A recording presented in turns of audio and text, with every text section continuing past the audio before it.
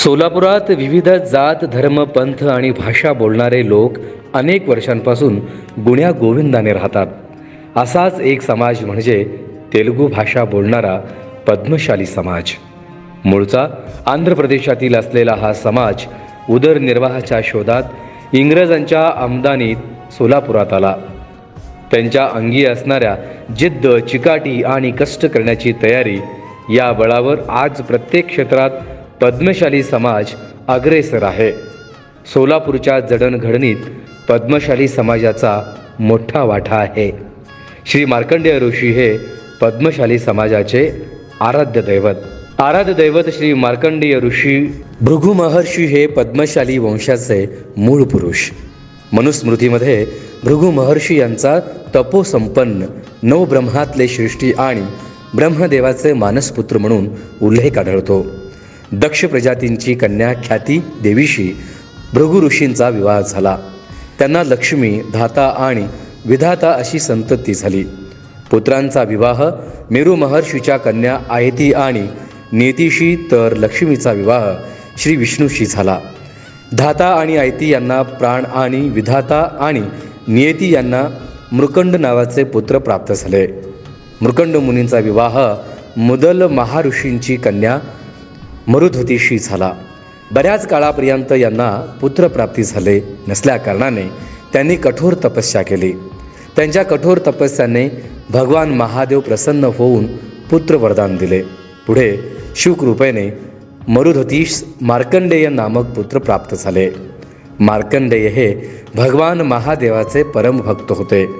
मार्कंडेयांचा जन्म दुदुंभी नाव तंवत्सर उत्तरायण शिशिर ऋतू माघ मास शुक्ल पक्ष तृतीया तिथी प्रातकाली शततारका नक्षत्र या मुहूर्तावर झाला.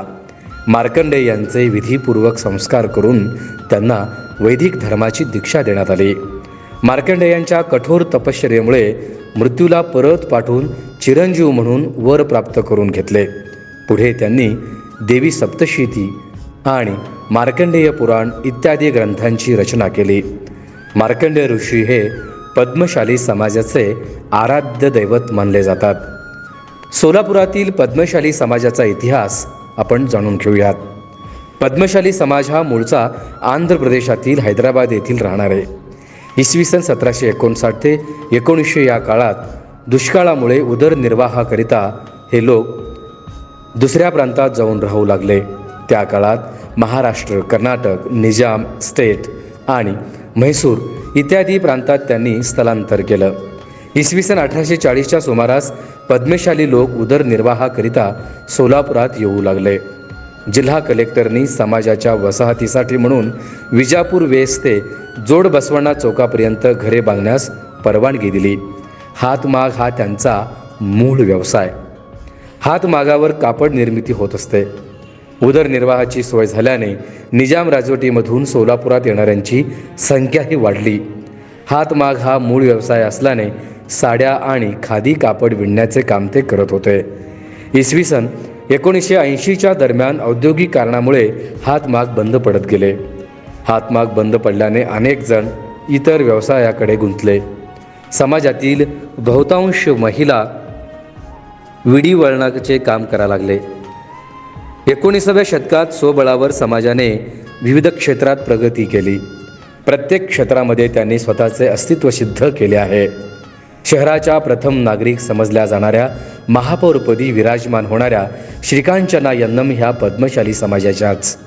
सध्या सुरेश फलमारी हे पद्मशाली ज्ञाती संस्थेचे अध्यक्ष असून श्रीनिवास ख्यातम हे पद्मशाली शिक्षण संस्थेचे अध्यक्ष आणि दशरथ गोप हे सचिव आहेत. आंध्र प्रदेशातून आलेला तेलुगू भाषा बोलणारा हा समाज आपल्या सोलापुरात येऊन येथील मराठी संस्कृतीशी एकजीव झाला. तरीही त्यांनी स्वतःचे अस्तित्व आणि वेगळेपण जपले आहे. सोलापुरातील मार्कंडेय मंदिराची स्थापना कशी झाली त्याविषयी आपण अधिक माहिती घेऊयात. सोलापूर येथील सिद्धेश्वर पेठ असलेले श्री मार्कंडेय मंदिर हे पद्मशाली समाजाचे श्रद्धास्थान. मंदिरात श्री मार्कंडेय यांच्या मूर्तीच्या बाजूस पिता मृकंड ऋषी आणि तळघरात चिरंजीव भावना ऋषी आणि स्नुषा भद्रावती यांच्या मूर्ती आहेत. इसवी सन 1879 पर्यंत पद्मशाली समाजाच्या 22 फंडी निर्माण झाल्या. सर्वजण एकत्र येऊन सन 1881 साली सिद्धेश्वर पेठेत सर्वे नंबर 6053 ही 80 बाय 70 फुटाची जागा 621 रुपयात विकत घेतली. समाजातील नरसप्पा फलमारी, हनुमंतय्या सोमा, मुसलप्पा जटला, तिप्पण्णा महाकांट, पांडोबा केदारी, सीताराम इराबत्ती, तुकाराम गाजूल, विठोबा शारापूर, कृष्णप्पा तेराल, शाषण्णा इराबत्ती आणि सायण्णा इराबत्ती अशा पुढाऱ्यांच्या नावे ही जागा खरेदी करण्यात आली. इसवी सन 1894 साली देवालयाच्या बांधकामाची सुरुवात झाली. मंदिराचा पाया खणण्याचे काम सुरू असताना एक मोठी विहीर आढळली. विहीर बुजवून बांधकाम करणे खर्चिक असल्याने तळघर बांधून येथे श्री भावना ऋषी आणि भद्रावती मातेची मूर्ती बसवण्यात आली. परंतु आर्थिक अडचणीमुळे बांधकाम पूर्ण होऊ शकले नाही.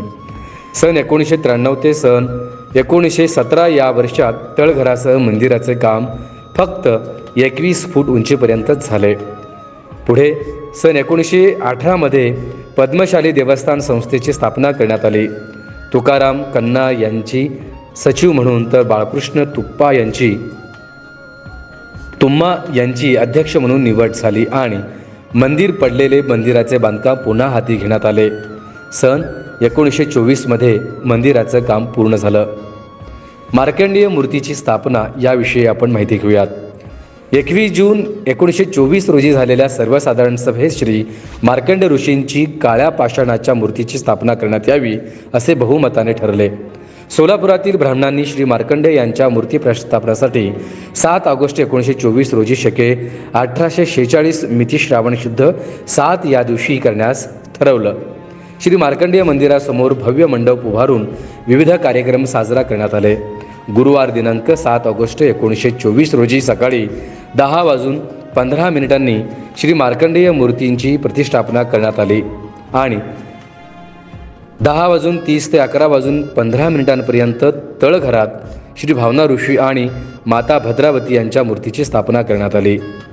त्यानंतर मार्कंडेय मंदिराची रचना आपण पाहूयात. सोलापुरातील सिद्धेश्वर पेठेत असलेल्या सिद्धेश्वर मंदिराच्या पूर्वेस श्री मार्कंडेय मंदिर आहे.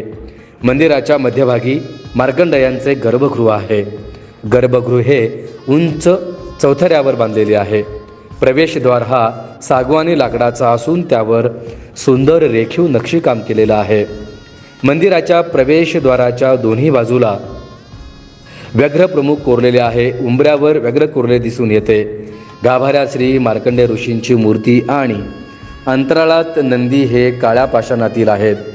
श्री मार्कंडेय यांचे गर्भगृहात कृष्णशिलेत सुबक मूर्ती भक्त स्वरूपात असून दोन्ही हात जोडून शिवलिंगावर नतमस्तक होऊन भक्ती करी.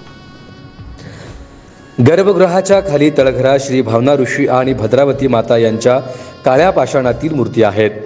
गर्भगृहाचे शिखर आतील बाजूने निमुळते होत जाते. गर्भगृहाच्या द्वाराच्या उजव्या आणि डाव्या बाजूस संगमरवरी चतुर्भुज द्वारपाल आहेत. गर्भगृहातील सर्व भिंतीवर संगमरवरी फरशी बसवलेले आहेत.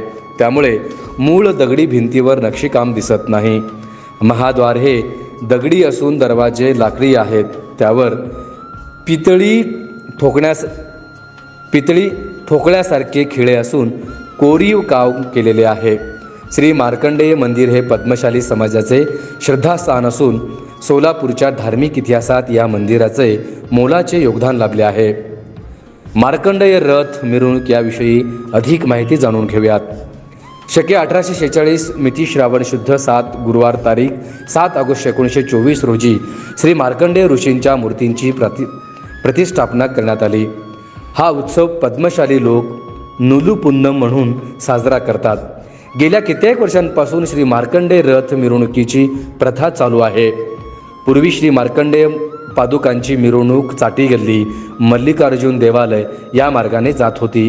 त्यात बदल करून सन 1950च्या नारळी पौर्णिमेस निघालेली मिरवणूक शनिवार पेठ, रविवार पेठ, साखर पेठ इत्यादी मार्गाने नेण्यात आली.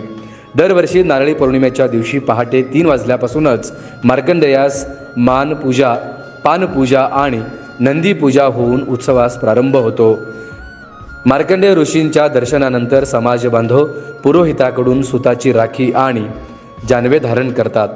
मंदिराचे पुरोहित राघवेंद्र आरकाल यांनी दिलेल्या माहितीनुसार या दिवशी सुमारे 2 लाख भाविक या मार्कंडेय मंदिरास भेट देतात. या दिवशी सकाळी ध्वजारोहण आणि विविध पूजा महायज्ञ करतात. श्री मार्कंडेयाची रथयात्रा मिरवणूक निघते. यावेळी रथमार्गावर सडा रांगोळ्या काढून भावी भक्ताने स्वागत करतात.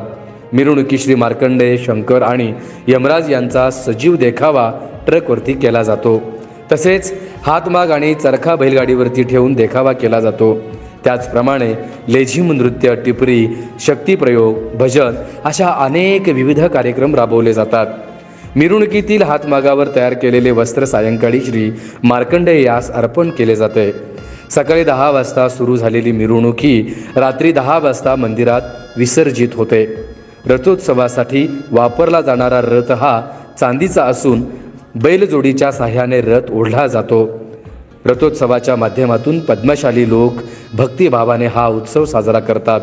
यावर्षी या मंदिर स्थापनेला 100 वर्षे पूर्ण झाल्याने मंदिर शताब्दी महोत्सव साजरा केला जातोय.